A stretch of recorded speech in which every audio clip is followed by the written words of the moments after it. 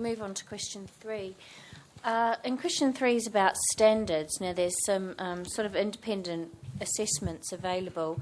One of them is the BREEAM assessments, which previously were used for most building types. At the moment, there's ones for commercial, but they used to be the old standard for housing as well.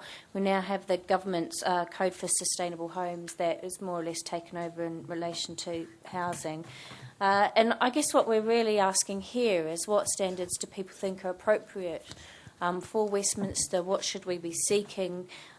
Whether or not we should be seeking things in different areas. But I think if Mike Laura could just quickly give us an update about the relationship between that and the changing building regulations, which is quite important. Yes, the direct connection between building regulations is with the Code for Sustainable Homes, which is taken over really from the BRE Eco Homes scheme.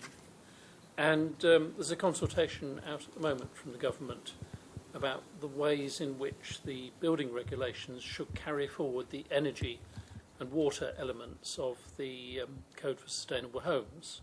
And the proposal is to take that up in steps from the 2006 level, 25% by 2010, 44% by 2013, moving eventually towards zero carbon. So there's a direct connection there between the building regs and the code. BREEAM is not connected in the same way to the building regulations. However, it is about improving energy, water and other aspects of sustainability and has levels to it, running from pass and good through to excellent and eventually outstanding. At the moment, there's very few excellent buildings, and I think there's only 1 or 2 outstanding in the UK. Thank you. Can I just clarify, that's all new homes? You're talking about new build by 2000? It is about new build, yes.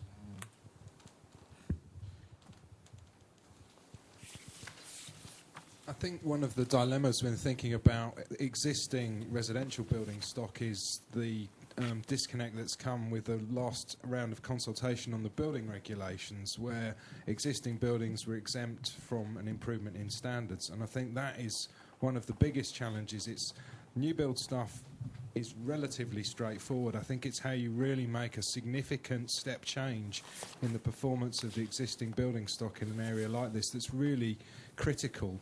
And all of the attention in the media is about new build glamorous schemes, but actually that's not really where the problem is. Thank you.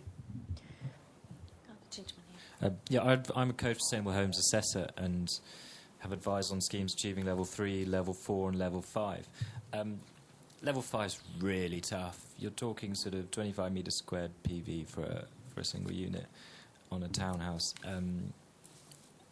Whether that's achievable throughout Westminster, you'd need some serious evidence base to consider if that's applicable across the board.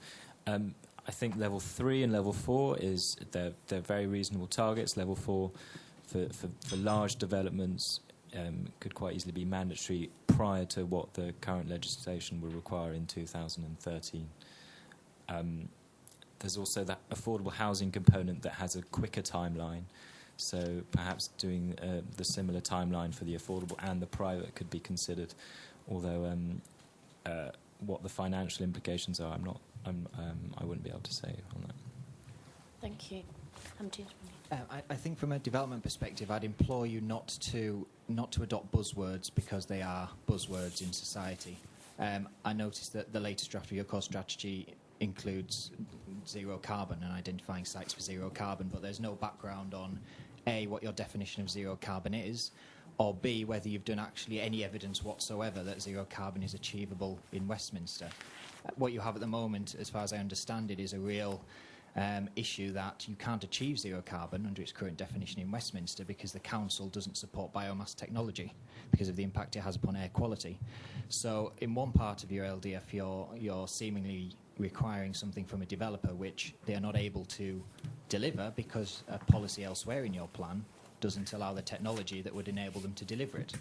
So what you really need to do is, firstly, understand yourselves what you mean by zero carbon, and I suggest in Westminster it may be for example, a new building delivering code level 4, but using the money that it would have cost to maybe get it to code level 6 in putting into a fund or something that the City of Westminster are managing, and then using that to retrofit existing buildings, because you'd actually save more carbon that way than requiring the building to go all the way to code level 6 or 0 carbon. But it's the definition of 0 carbon for the developer that you need to really be careful about. Okay, thank you. Could I say on the definition of 0 carbon that John Healey, Minister for Housing and Planning's statement last week followed the consultation some months ago on the definition of 0 carbon, and he announced he's setting up a task force to advise him on the standard, and he'll be issuing it by the end of this year.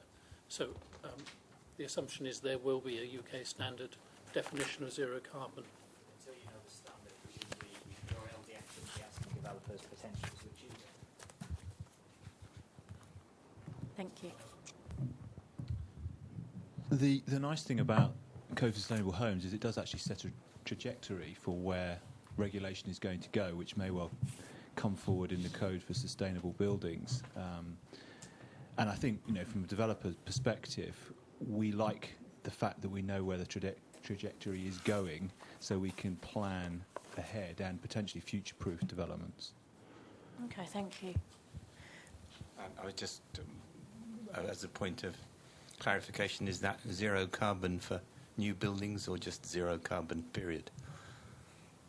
Do you happen to know, well, Mike? In the Minister's terms, it's 0 carbon, period. But I think how that is applied, we await the government's guidance.